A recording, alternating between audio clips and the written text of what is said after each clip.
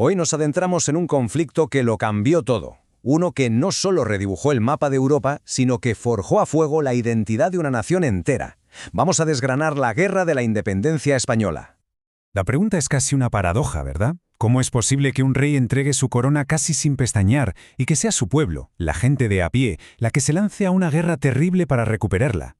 Pues esa es la historia de la España de principios del siglo XIX, un reino al borde del abismo, a punto de ser engullido por la ambición de un emperador.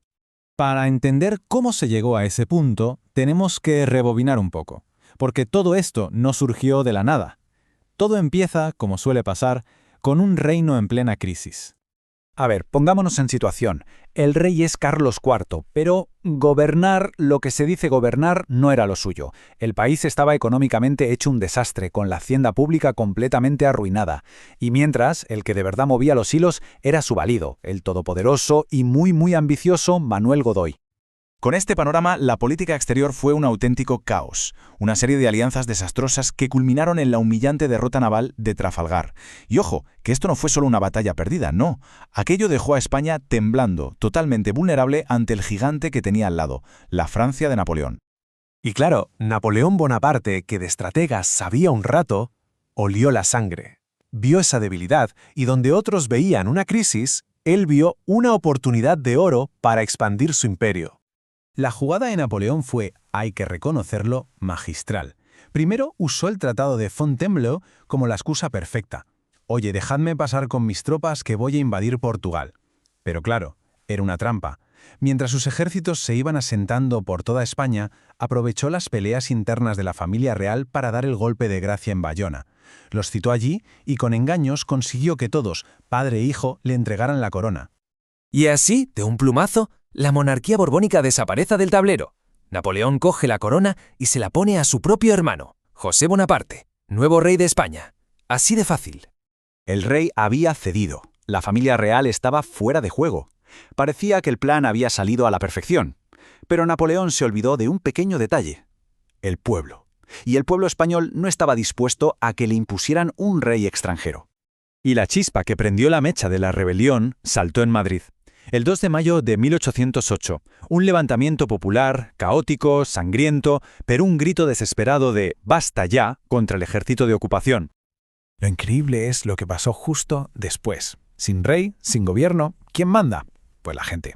El pueblo se autoorganizó de una forma asombrosa. Empezaron a surgir por todas partes las famosas juntas provinciales, que eran como pequeños gobiernos locales que tomaron las riendas de la lucha en ausencia del rey. Y así, España se sumergió de lleno en una guerra que duraría 6 largos y brutales años, y que lo cambiaría absolutamente todo. Pero hay que entender una cosa, esto no fue simplemente españoles contra franceses, fue mucho más complejo. Fue, en cierto modo, una guerra civil. Por un lado estaban los afrancesados, que pensaban que las ideas ilustradas de Francia podían modernizar el país, y por otro, el llamado Frente Patriótico, que era un cajón desastre. Allí había de todo, liberales que querían una constitución y absolutistas que añoraban el antiguo régimen. ¿Qué les unía? Básicamente una sola cosa: echar a los franceses. Y fue en esta guerra donde nació una palabra que hoy conocemos todos: guerrilla. La guerra pequeña. No eran batallas a campo abierto, no. Eran emboscadas, ataques sorpresas, sabotajes, usando el conocimiento del terreno y el apoyo de la gente del pueblo. Una forma de lucha increíblemente eficaz y cruel, que desgastó y desangró al poderoso ejército napoleónico. La guerra fue como una montaña rusa, con varias fases muy claras. Al principio, para sorpresa de todos, hubo victorias españolas impensables, como la de Bailén. Luego vino lo peor. Napoleón envió a su ejército de élite y ocupó casi todo el país. Fue una fase de resistencia agónica. Y finalmente, cuando Napoleón se metió en el desastre de Rusia, llegó la oportunidad. Una gran ofensiva de españoles, británicos y portugueses que empujó a los franceses, batalla tras batalla, fuera de la península. Y al final, después de 6 años de una sangría terrible, un Napoleón ya muy debilitado no tuvo más remedio que tirar la toalla. Firmó el Tratado de Valencey. Se acabó. Su hermano dejaba de ser rey y se reconocía de nuevo a la monarquía española. Se había ganado la guerra, sí. España era independiente de nuevo.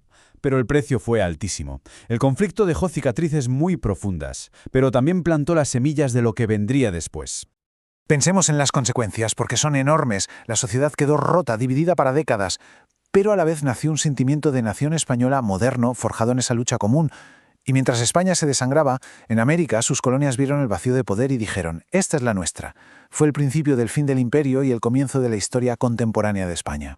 Así que la pregunta queda en el aire. ¿Fue esta guerra, con toda su brutalidad, el parto de la España moderna? Lo que está claro es que de las cenizas de un reino que se desmoronaba, surgió algo nuevo. Una nación que tuvo que luchar no solo contra un invasor, sino también contra sí misma, para decidir qué quería ser.